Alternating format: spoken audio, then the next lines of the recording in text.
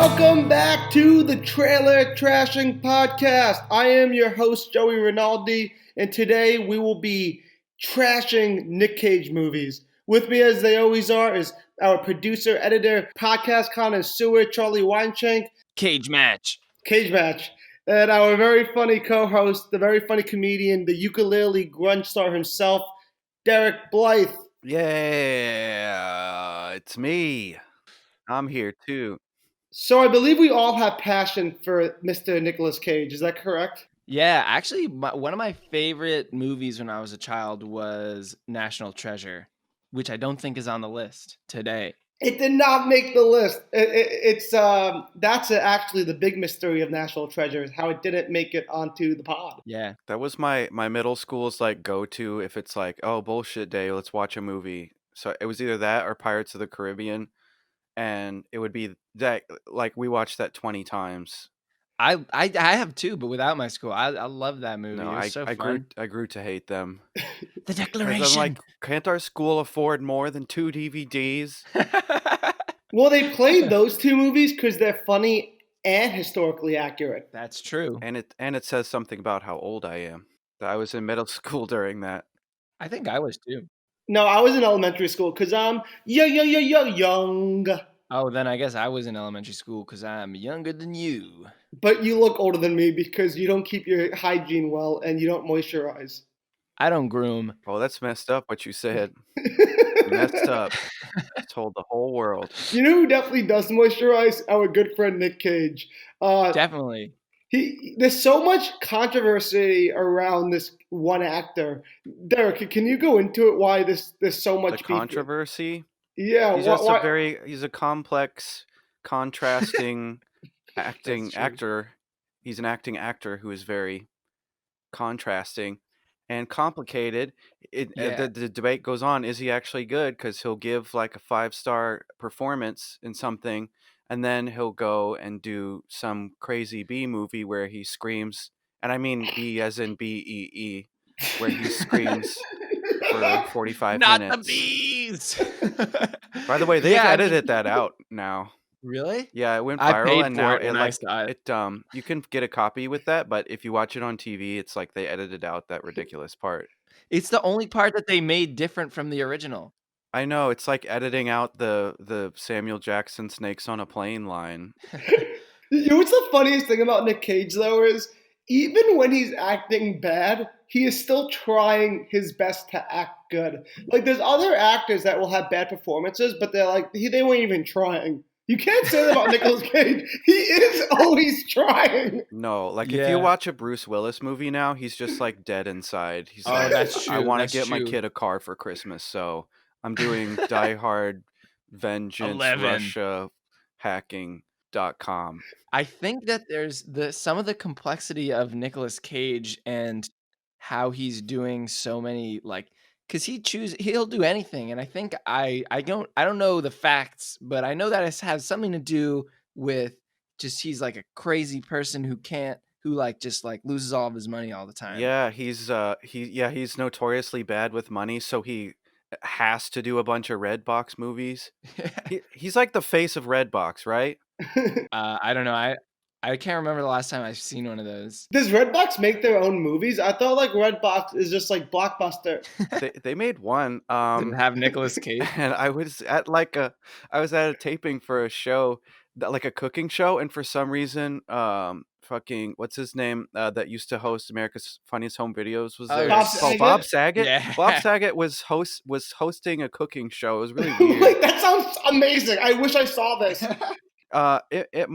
It might go up. It was an episode of Beat Bobby Flay, and they paid me to be in the audience, and he's just there, and he's promoting the first Redbox produced movie ever. What year was that? And like 2015? 2019. I did it last year. I was really broke. Whoa. Well, how did you get that gig, man? How do you get that broke? You can no, they pay you like you'd sit through like 4 tapings, and they'd pay you like $80 to $100 in cash. Dude, I would do that like so much. Well, you can't now because of Corona. Yeah. So, Charlie, as today's big presenter, can you present the first movie trailer we'll be watching today? Today's big presenter. Okay, Ghost Rider was my choice because I remember this trailer actually, and I need to know if it stands the test of time that it has in my memory because I don't remember. It was 2007, so I was like, I don't know, 10 years old or something. You were nothing but a big fat loser back then. Yeah, and I'm not gonna say it. I thought it looked so absolutely badass when I was 10 years old that I was like begging my mom to take me to see this movie, and she was like, "No, absolutely not." And I was like pretty sure that that meant it was like too violent or something. But I mean, as I believe this movie did not age too well or it do well at all to begin with, I think that I need to know if it really was as badass as I thought, or if it just I was an idiot or something. You know what I mean? So let's find out if Charlie had good taste or if he's a big fat idiot. Let's find out, and let's watch the first trailer, which is 2007's Ghost Rider.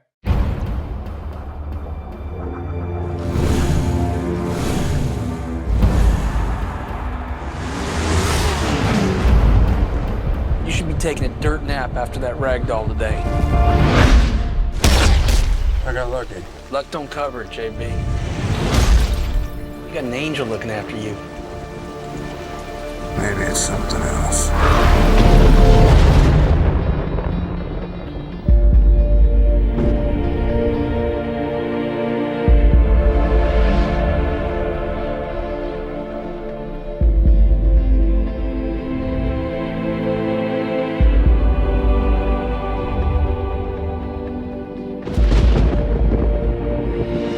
Story goes that he'll be normal during the day, but at night, in the presence of evil,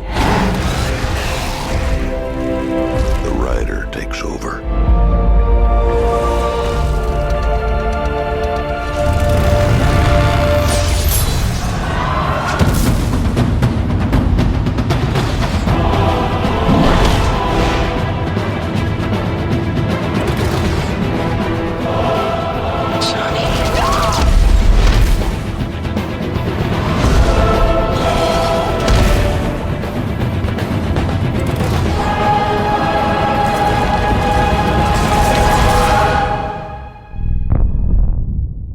I'm the only one who can walk in both worlds.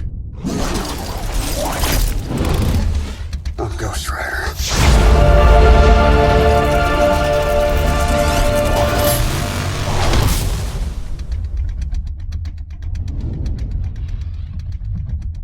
Honestly, Whoa. the trailer makes it look like not a terrible garbage movie. Yeah, except for the CGI was terrible. It's dated. Yeah, but I can totally see this is exactly the kind of thing that I would have been into when I was like 10 years old. Also a huge fan of National Treasure. Dude, I thought that was still pretty good. Like, I'm kind of jacked up to see Ghost Rider right now. Yeah. No, dude, don't. It's so bad. But the It's trailer- so bad. The trailer, trailer- The dude, trailer is good. This is one of those.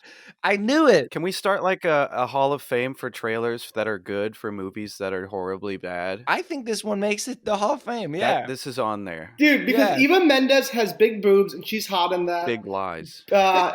Okay, that's first off the bat. Second off the bat, Nick Cage. I always want to see a movie with him in it. And then third off, he's on fire. Nick Cage Yeah. is like mentally on fire, emotionally on fire all the time. But to see him physically on fire, it's like everything I've ever wanted in life. So I want to see it.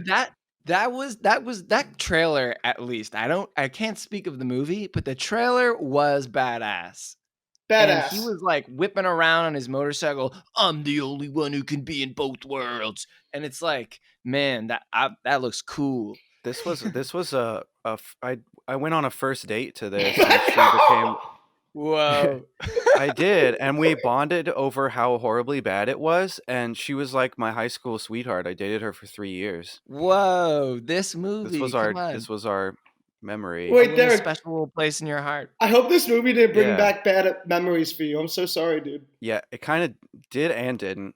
Like the thing I remember most from this movie that we bonded over was so Sam Elliott's like his mentor or whatever, and he's supposed to be really wise, but he has this line that's like, make the choice, or the choice will make you. And it That's- makes it's nothing. It That's makes no badass. goddamn sense. No goddamn sense. It's one of those dumb, like, horrible memes where, like, a ghetto Bugs Bunny will be saying that. Like, it's Yeah. so bad. Well, the It's funny like part not deep at all. is that this was a movie that you thought would make a good first date movie. So I mean, it had to have been. You saw the trailer. Yeah, exactly. Yeah, That's where I was saw going it. with The no holds barred adrenaline fueled thrill ride. that. So I want to play a little casting what if with you guys. They originally thought for this movie either these three actors before they had Nick Cage: John Voight, Johnny Depp, and Eric Bana. Eric Bana was big then. I can see Johnny Depp. Johnny Depp would be good. Eric Bana turned this down so he can do the Hulk. I don't know which one would have ruined his career more. Oh no. I think the fact that I don't think anyone would remember this movie if it didn't have Nick Cage. Nicolas Cage. Yeah. He's so, like, he makes it watchable. Him, like, his head on fire and running around. Head's on fire. Yeah, I mean, I would give this trailer like a serious 8.5 is what I have to say about this I'm going movie. to give it an 8.4, but I like where you're going, Charlie. Thank you. I'm gonna give it a 7 for being a little long. Yeah, you know what? Yeah, the ending, could have been more abrupt. You know what's also funny about Nick Cage in this movie? In the comic books, this character's supposed to be a badass. So Nicolas Cage said to a reporter that I actually fought them to make this character more sensitive. There wasn't enough depth. I think it's like worth noting, like, it's really bad because it like the CGI is bad and it's over the top, but it also takes itself really, really, really seriously. And because, like, there's like no jokes in the movie, and like it's 07, so the next year Iron Man would have come out, and then he's like wisecracking, and they invented this new, like, kind of humor that they injected into it, and that just, like, gave us, like, superhero fever that we still have. So what you're saying Like is 10 that years later. because of Ghost Rider, we have the superhero fever? You think this is No, solely Nick, responsible? no. Ghost Rider ended. Ghost Rider was so bad that they had to end the whole dramatic superhero thing and add jokes to it. Yeah. Oh, I see what you're saying. Yeah. That's pretty badass. You know what's funny is I think Ghost Rider was like our first date, and then Iron Man was like one of our last dates for at least for movies. Wow, That's funny. you're always going through these like emotional discoveries on this. Yeah, It's really. I have a relationship with movies, Charlie. I'm glad to be a part of it. They're in my blood. Yeah. Derek, you have to have a relationship with movies, or movies are gonna have a relationship with you. Oh, I had to do that's it. today's big callback. I had to do it. I had to do it. Very good. 5 stars. I'm proud of you. And for today's big fun fact, a stuntman on this set had to sue them for $1 million because they refused to pay his medical bills after he fell off a motorcycle. Wow. Oh my god. What? That's crazy. Oh my god. That would be awful to be like. I would be pissed off too if I'm like, it has affected my career. I am disabled now because of this turd of a movie. Oh man, he's the real Ghost Rider. He ghost rides in our hearts. Nick Cage was also nominated for a Razzie for Worst Actor because of this movie. He didn't win it though. Damn, I forgot about the Razzies. You can't. Whenever Nick Cage is brought up, I'm also always thinking about the Razzies. Like the 2 and 2 go together like peanut butter and jelly. Yeah, that makes sense. So, should I give this old movie a rating for the tomato meter? Yeah. Tomato meter. The thermometer. Let's mosey on over to the old. I think it's real bad. I think it's gonna be like a 10. Yeah, I'm gonna go. As in percent. I think I have to go above you then. So I'm gonna go 25. Whoa, Charlie, slow your roll. You just won the first Rotten Tomato of the day. Wow! It was Yeah! it was a 26, making you 1 point away. Fuck yeah! I knew it. I knew That's it. way too high. I just didn't have the confidence to pull it off, but I knew it. And this is what the tomato people say. They say Ghost Rider is a sour mix of morose gloom, histrionics, admits jokes, jokey puns, and hammy dialogue. What's a hammy dialogue? Can someone explain that for me? Hammy is like when you're like really playing it up, you know what I mean? Like you say Yeah. something and they're like, let's say you look right into the camera in the middle of Ghost Rider and you're like, not today, skeleton motorcycle guy, and you're like being all intense, like, oh, what a ham. He's really playing it up for the So camera. in my family, we don't say hammy for that. We say cagey for that in honor of Nicolas Cage because he's so hammy. Whoa, because he's a ham. He's a ham. He is a ham. I love the man though. Got it. He's a grade A, front of the grocery store, boar's head, honey smoked ham. Oh, I know a thing or two about boar's head. I used to work at a grocery store. I used to sell the boar's head. Ah. If every pig was bacon, we wouldn't have Nicolas Cage because he's such a ham. What? Come on, I was trying to be funny there. I was What? trying to be funny. Come on. Well, let's call that a swing and a miss. Roger Ebert refused to do this movie. So we got a New York Times review on the movie. Can we pull that up, guys? Yeah, it's very short, in fact. Let's give it to him. Here's a New York Times article about it's Please called read the first sentence. let's read it. It's called The Devil Made Me Do It. And that, doesn't sound promising. Is the world ready for a flaming Nicolas Cage? After a long Boom. Yeah. Perfect sentence. Perfect sentence. After a long string of financial flops, this idiosyncratic actor is placing his faith in a comic book character with a combustible body and an addiction to jelly beans. In Ghost Rider, Mr. Cage is Johnny Blaze, a daredevil biker who once made a deal with Mephistopheles. Excuse me, Mephistopheles. Dude, I was so close. Anyway, Mephistopheles. Wait, Mephistopheles. Mephistopheles. You mean Eva Mendes? Yeah, no, No, Peter Fonda. I think it's a laxative. It's like acidophilus. An orange-eyed Peter Fonda, and is now required to hunt down wayward demons while shooting flames from every pore. No wonder he listens to the Carpenters. What do you mean, no wonder he listens to the Carpenters? Are you saying that as someone who's seen the movie? You don't know what that means? Well, it's just they're like, flames shoot out of every pore of his skin. No wonder he listens to the Carpenters. Yeah, no, I assumed that was a reference that there's like some sort of carpenter in the movie. No, the band Carpenter, you idiot. Are you not a music fan? Do you not understand music history, bro?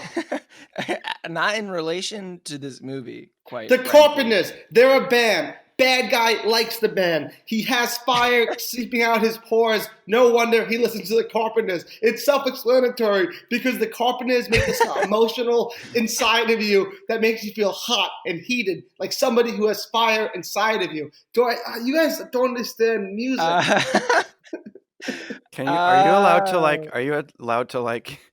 put like a 5-second clip of their like chillest song right after he says that?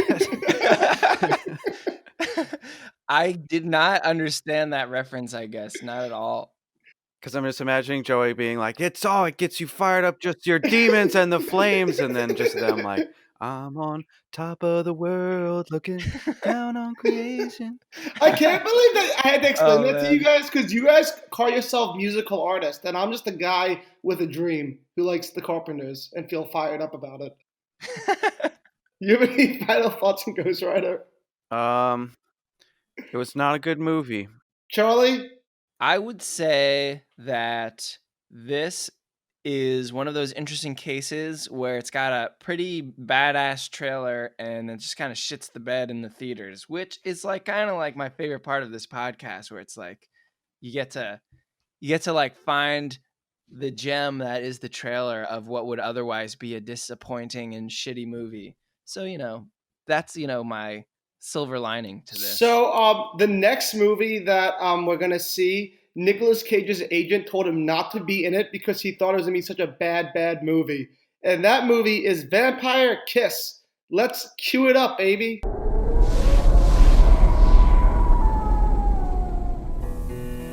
How was your weekend? It's all right, you know. It's nothing earth-shattering. He was an ordinary guy. Morning, everyone. Morning. Looking for an extraordinary love. I'm Peter Lowe. Rachel. I brought this girl up to my place the other night. It started with a kiss. Really hot. A very special kiss. You wanted her very badly. Yeah. A kiss that could drive you mad. I hate interrupted love affairs, don't you? Yep. It's affecting his work. There you are! It's a horrible, horrible job. And you have to do it. It's ruining his appetite. My next appointment with you is Tuesday afternoon. I'd like to make it sooner. It's spoiling his sleep. Sooner. And don't think people haven't noticed. Am I getting through to you? Over! He is so eccentric. My. For Peter Lowe, Sooner. that's just love Love. in the big city. Don't laugh. I'm a professional. I don't lie. I'm a vampire! I'm a vampire! I'm a vampire! Nicolas Cage, The tortures of the damned! Maria Conchita Alonso, Shoot. Do it or I'll fire you. Do you understand? Not the floor, Alva. and Jennifer Beals. You are so pathetic. Vampire's Kiss. Strange stuff. I'll never do that again. Jeez.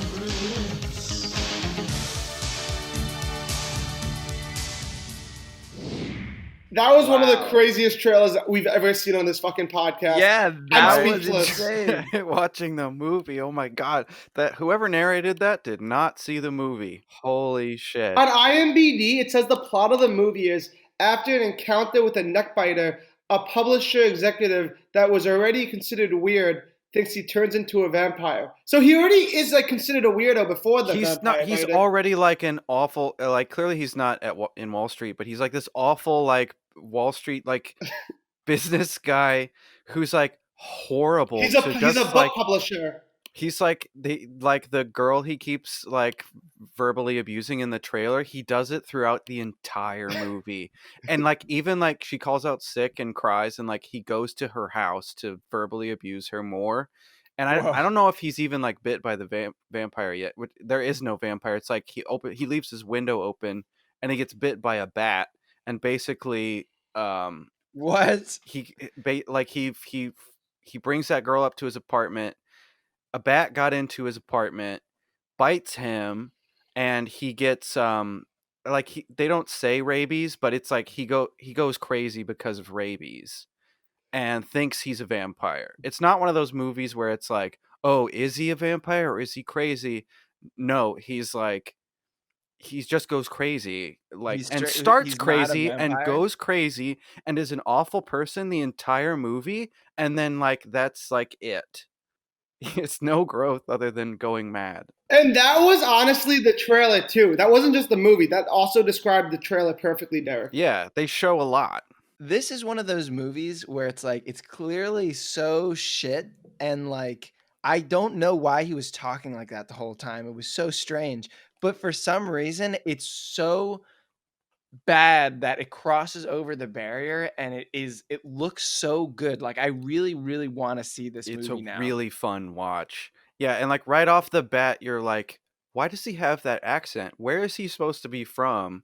He's already weird, and you like, you know, like in movies where they like descend into madness, they kind of Yeah. like start kind of normal and then Yeah. descend, and but he's like already insane, and like only Nicolas Cage could like start from 100 and go up to 1,000. And now with the fact that this movie looks shit in mind, I'm still going to give this like a 7.5, maybe even an 8. I'm gonna go full on 8 for this trailer. I am like, I have to watch this movie now. The point of a trailer, Charlie, as we said before, is to make you want to see the movie. It doesn't matter if the movie's good or bad, but it makes you want to see it. So I'm giving that trailer a fucking 9. Because I want to see that movie now. And to answer your question, It Derek, fully piqued my interest. Derek, he claims he got that voice because that's the voice his dad would use when he was mad at him. Oh no! Oh, you mean not in the movie? Like that's what Nicolas Cage Yeah, Nicolas said? Cage claims that's the voice his father in real life used when he was mad at him. This movie is so strange looking that I thought that it would have been possible for what you were saying to be that in the movie the character explains that his voice is that way because his father used to get mad at him and talk like that. The director and the writer kind of had a plan for what this movie was going to be like, and Nicolas Cage took it over and decided he made most of the decisions on set. He basically co-directed this film. Like, for example, the writer only wrote that the guy would eat raw eggs, and Nicolas Cage took that note as like, oh, so I'm going to be eating cockroaches in like my own like the feces, right? and the director, I guess, like was like such a new director, and that Nicolas Cage was famous, so he was like, I'm gonna trust him on this one. I'm gonna trust him on this one. The cockroaches scenes are so bad. Like it's from like 1988, so you can tell like there's no way they could have faked that he's eating real cockroaches, and he does it like 3 times. That's real? Yeah. Most of the stuff that Nicolas Cage does in this movie was Nicolas Cage's decision. Like him jumping on the tables, his decision. And there's a shot of him. There's a shot of him going up to hobos in this movie and being like, "Stab me in the heart with this cross." Those were real hobos, not union actors.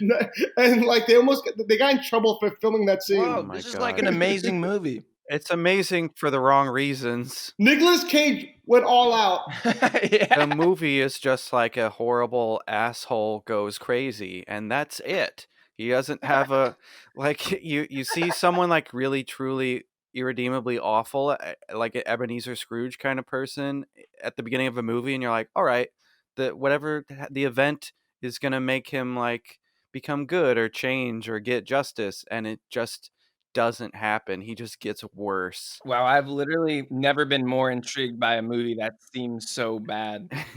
It's crazy. Wait a second. Does this exist? Because if it doesn't, I want to see this. Imagine a Christmas Carol one-man show where Nicolas Cage plays every character. That's like what I was thinking. Like this, if you were ever wondering what the mind of Nicolas Cage looks like, it's like I guess this movie, because if he made all like the calls, like this is such a strange thing. You know what I mean? What is this, dude? His agent begged him not to do this movie. That's the funniest part. Yeah, this is his passion project. Wow. Oh, and we saw the meme picture. Yeah, exactly. That was I've seen that meme so many times. I would have never known. This is the most canonically Nicolas Cage movie. It's the most Nicolas of Cages. Wait, I'm sorry to like keep running like these like random fun facts at you guys, but they're too good to not say. Nicolas Cage on multiple interviews have said that this is some of his best work, this movie. And the director also said, I feel like very few people really understood what me and Nicolas Cage was going for in this film. Honestly, like I kind of like this is making me really love Nicolas Cage so much more than like, that's awesome. He's a fucking insane person. Whoa, guys, give me your vampire scores. I got crazy shit to tell you. Okay. For the Rotten Tomatometer. Yeah, did I say vampire score? I meant tomato scores. Vampire scores. I will give this a 12 vampire score. Is that also your tomato score too? Yes, correct. Derek? My tomato score is like 20, and my vampire score is 2 bloods. Ha, ha, ha, ha. Guys, this is going to blow your mind. Rotten Tomatoes critics gave this 61%. What? Whoa. So this is a good movie. It's not a good movie at all. Not a good fun. It's not a good movie, but it's not. It's a 61. And this is what they said about it. This is the shortest critic consensus I've ever read. He's a vampire. He's a vampire. He's a vampire. I am a vampire. I am a vampire. Have either of you seen Mandy? Kind of. I thought that movie was amazing. I kind of watched it.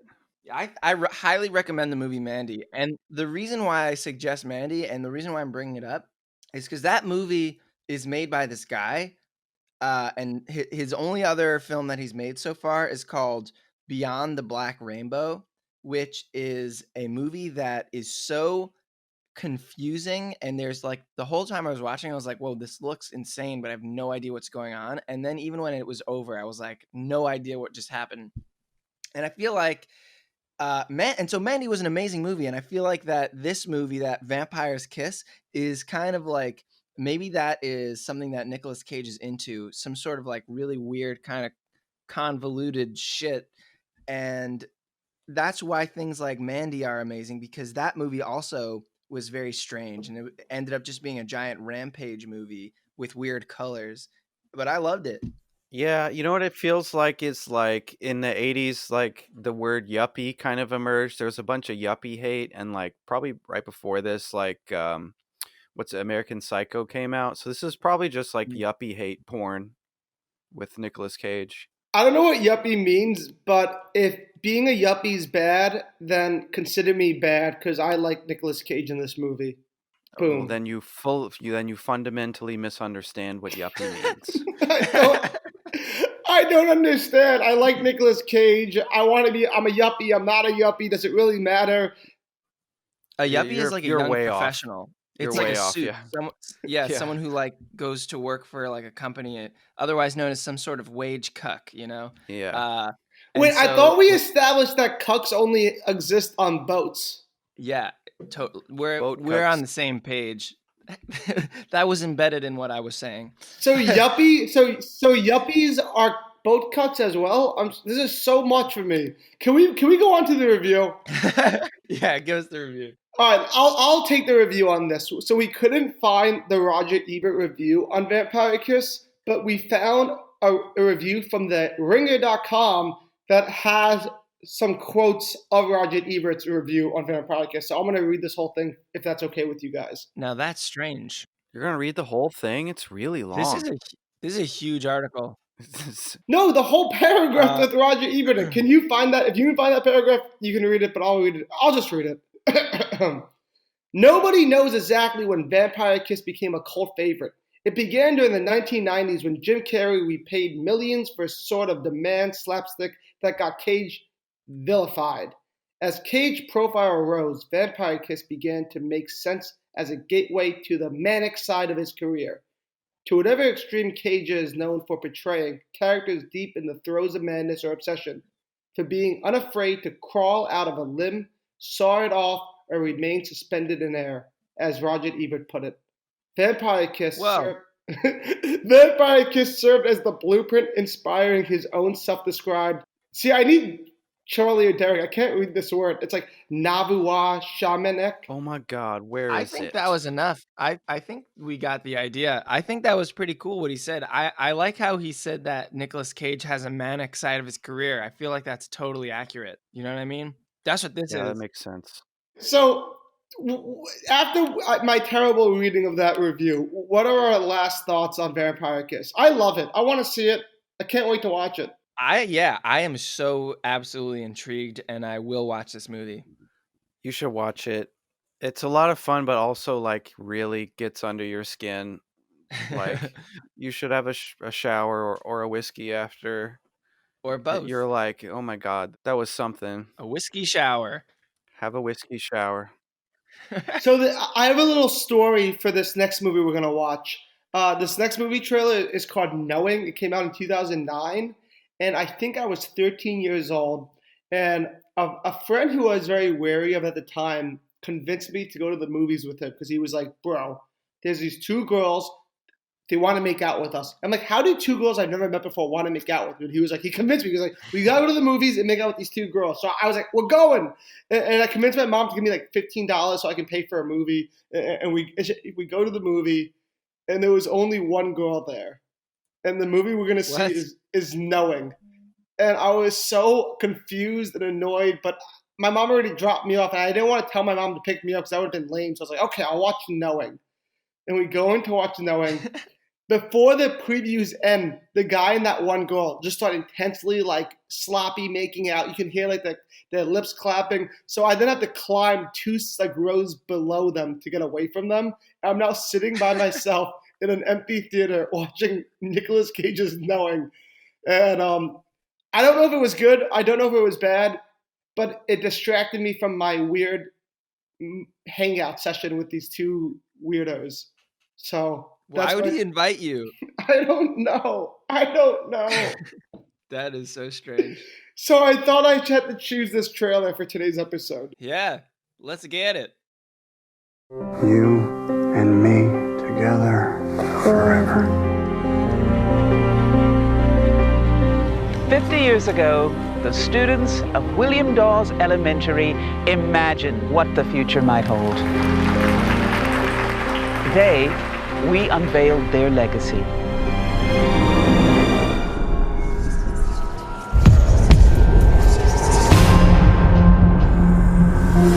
It's a list of dates. Every major global disaster for the last 50 years in perfect sequence.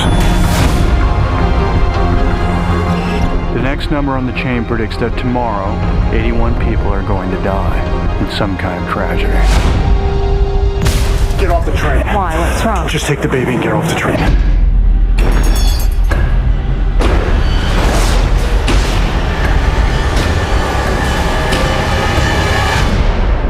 Estimates put the presumed dead at 81. The prediction came true. It's not coincidence. Don't let him watch the news. Why won't you tell me what's going on? They were here. Who? The Whisperer people. The numbers are a warning. They're a warning to everyone. This is not a test. This is an emergency broadcast transmission.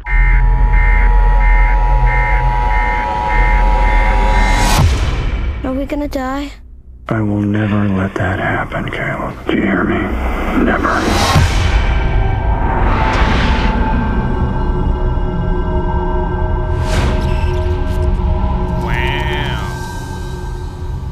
Wow, I hated that. Yeah, 13-year-olds definitely make out to that movie. Oh, yeah. This is what people who really hate National Treasure think National Treasure is. You know what I mean? Kind of. Because it was National Treasure. I've run into so many people who hate National Treasure. Wow, it sounds like you bring up National Treasure a lot. Yeah, I'm talking about it constantly. Charlie, get over it, dude. Stop making everything in your life surround around National Treasure. There's more to your life than just that movie. There's a sequel. There's a third one. No, there's not a third one yet. I've been fucking waiting for it since I was a child.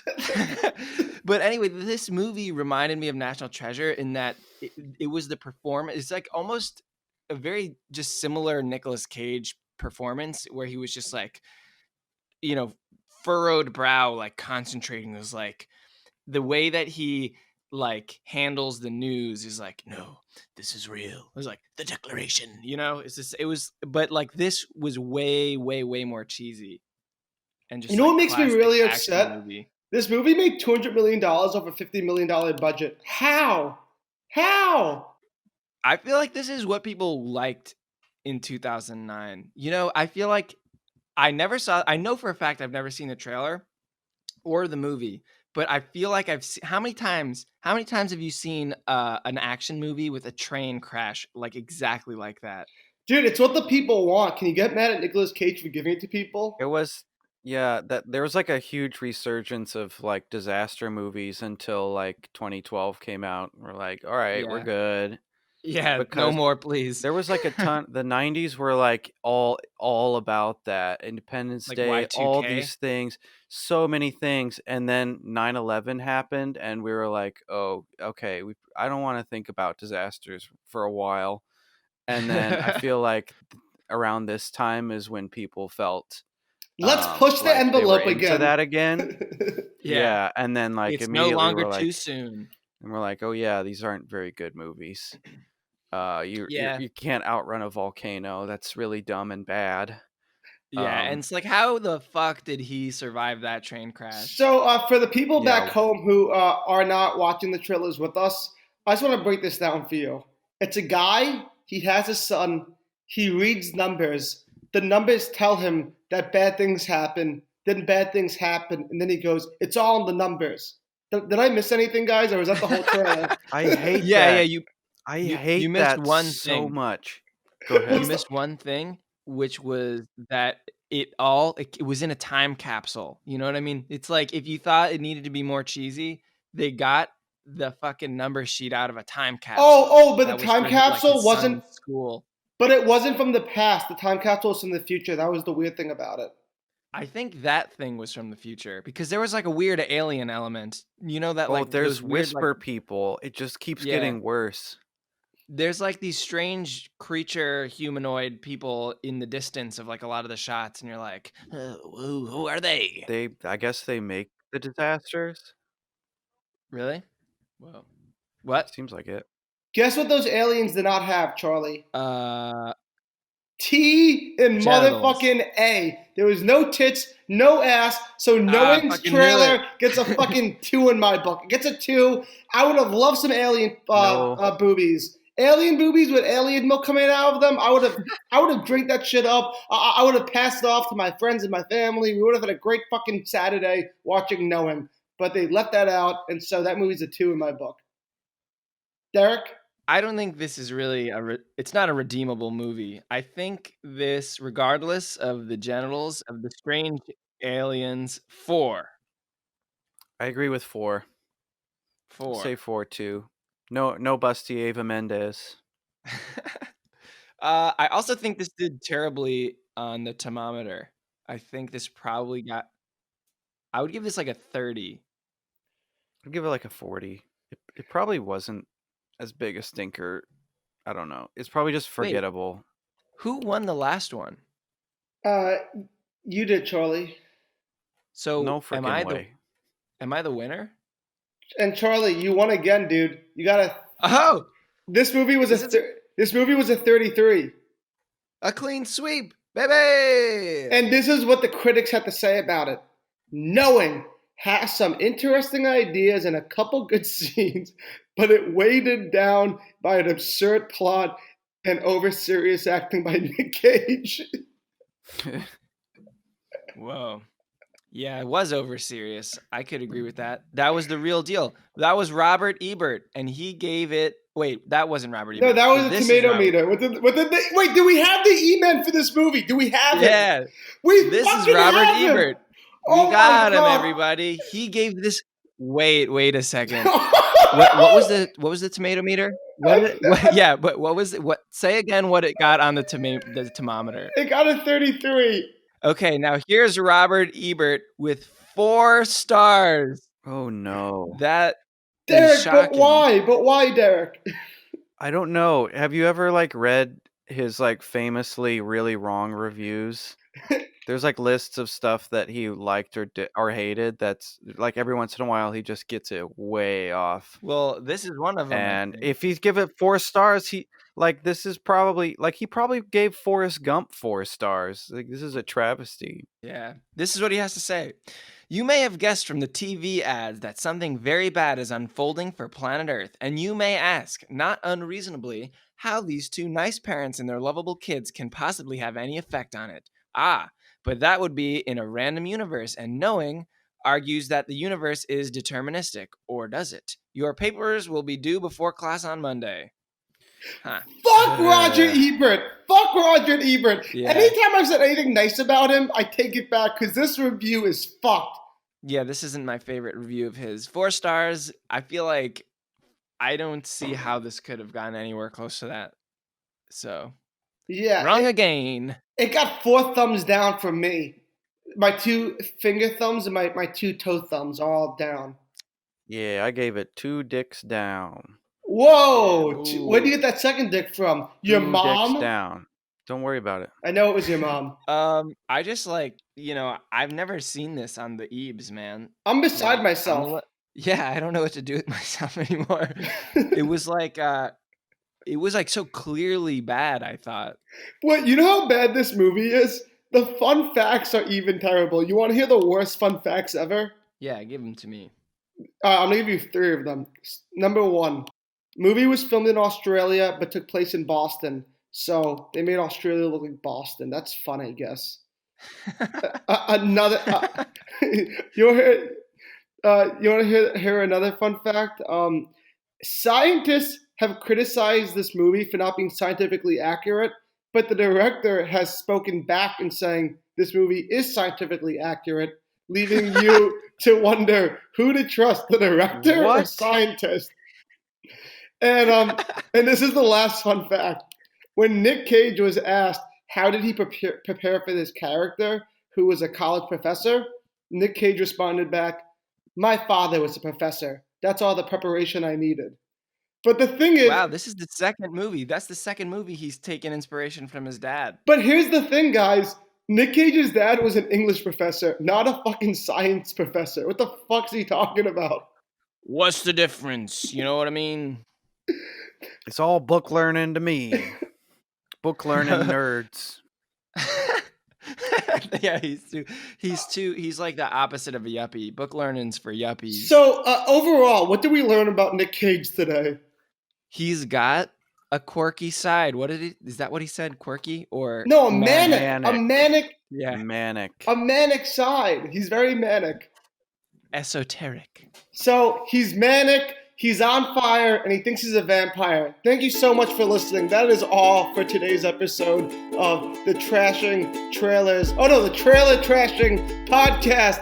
I'm Joey Rinaldi as always, and they were Derek Blythe and Charlie Weintraub. I'm all over the place. I gotta end this shit. I'm going manic myself with the Nick Cage. And stay tuned for next week. We have a new episode probably, and I'm Joey Rinaldi again. Bye bye. See you later, Nicholas. Goodbye. This was the Cage Match.